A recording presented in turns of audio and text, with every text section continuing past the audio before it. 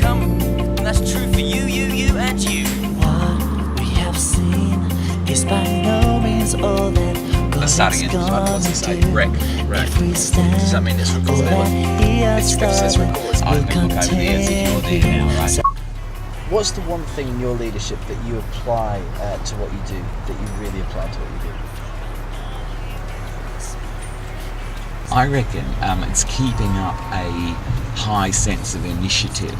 I think for me, I think one thing that I've learnt to do, that I've got good at, is to turn over a new page quite often. In other words, when you get knocked down, to get up again really quickly.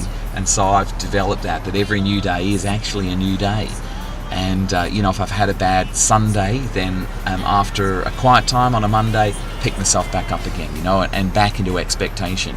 And so, I try to do that during the day as well, try to turn a new leaf throughout the day. So sometimes when I get home and I've got a meeting on at night, have a shower, just to wash off the emotions of the first part of the day and get ready for what I hope to be a great second part of the day. And so I think that I've developed that, and I think that's something that a lot of leaders need to develop. That let's go again, it's a new day, draw a line in the sand, let the past be the past, forget what's behind you, and press on to what's ahead of you. The best is yet to come. We've only just begun. What God has started, He will finish.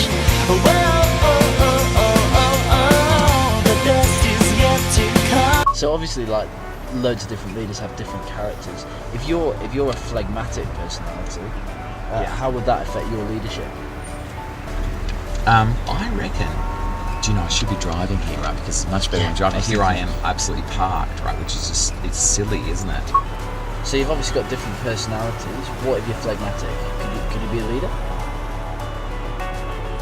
Yeah, I reckon you can, because everyone thinks you've got to be lion-spirited, you've got to be choleric if you're going to be a leader. And even though they lend naturally to leadership can be applied to every one of the personality types. For example, if you are choleric, then you're more likely to be a vision caster.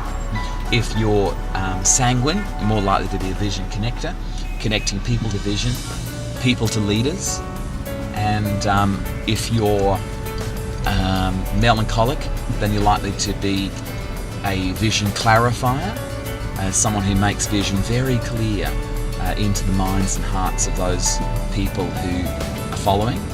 And if you are phlegmatic, then you become a vision carrier, and so people catch vision off you. You don't teach it, but people actually catch it. And I think it's like a cold, you can't teach somebody to get a cold. People catch a cold by you rubbing shoulders with them. So I think there's different forms of leadership. For example, I am a choleric melancholic leader, and I'm casting, and then I'm really thinking things through and bringing clarity into vision. But other people are great people connectors, and they lead people in that way. They're stirring up a general atmosphere of togetherness, and you get those people who seem to not be as charismatic, but wow, people catch the vision when they're around, because they've got a disease called vision. And I think I'm going the wrong way right now. London.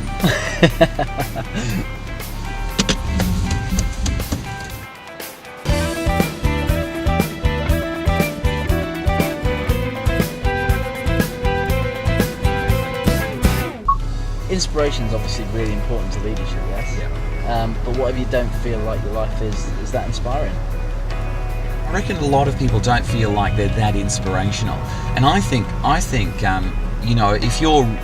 if someone's taking you out for a run, I think that if they suddenly run off a mile ahead of you, they're over the next hill, and you're running on your own, I don't find that inspirational. They might be too inspirational that they actually leave you behind. I think to be a good inspirer, you just have to be a bit ahead of other people, a bit more, see something a little bit more, be somewhere a little bit further, but you don't need to be miles ahead. So I think the idea of my life has got some holes in it, I've got some failings and some weaknesses, and I think that's fine as long as you're a little bit ahead, as long as So if I'm running with someone, I want them to be beside me, and then I want them to be a little bit in front of me, but I don't want them to be 100 miles ahead of me, because it's almost over inspiring to the point no longer inspiring.